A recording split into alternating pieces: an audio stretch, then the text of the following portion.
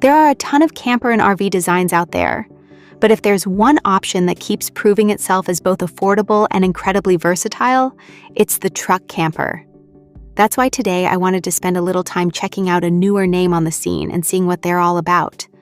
The brand is called Tune Outdoors, and while they're pretty fresh to the outdoor living world, this isn't some overnight idea.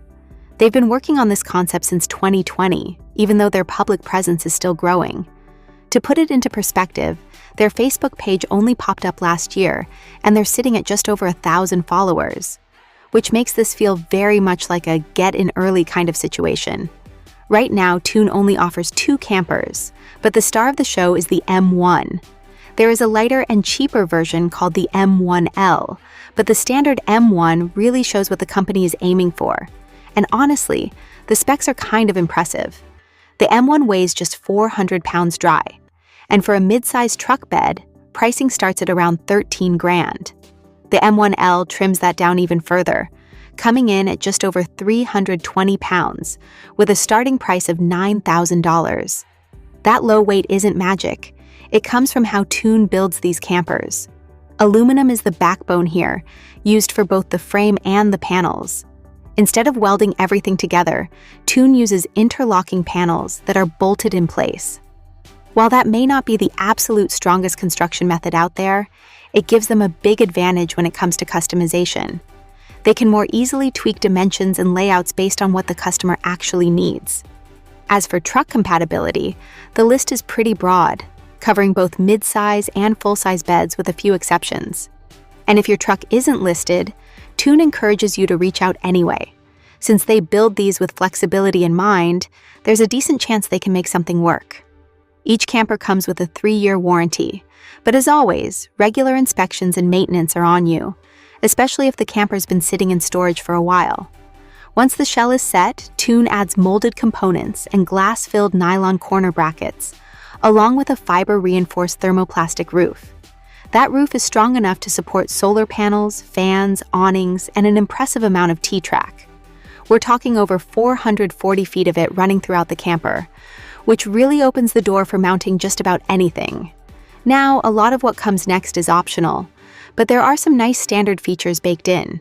You get 6 windows in the tent canopy, Halo LED lighting, and an east-west sleeping platform.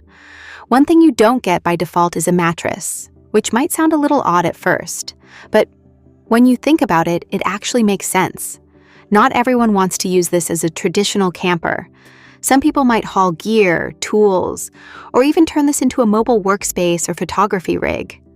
One of my favorite parts of the whole experience is the configurator. You could easily lose hours tweaking options, because Tune really lets you dial this thing in. By the time you're done, the final build can look completely different from the base model. Just keep in mind that some features depend on the size of your camper and the truck it's going on. A standout option for me is the architectural glass on the lower half of the camper. It's tempered for strength, smoked for privacy, and gives the M1 a really clean, modern look that you don't see everywhere. And if off-grid living is your goal, the electrical options are no joke. Tune offers up to 7,680 watt-hours of battery capacity and as much as 800 watts of solar input. The batteries come from Pecron, a lesser-known name, but clearly capable of supporting serious power needs. You'll also see familiar brands like Truma, Maxair, Taruka Rogue, and Kamiq in the options list. Just be warned, once you start adding all the good stuff, the price can climb fast.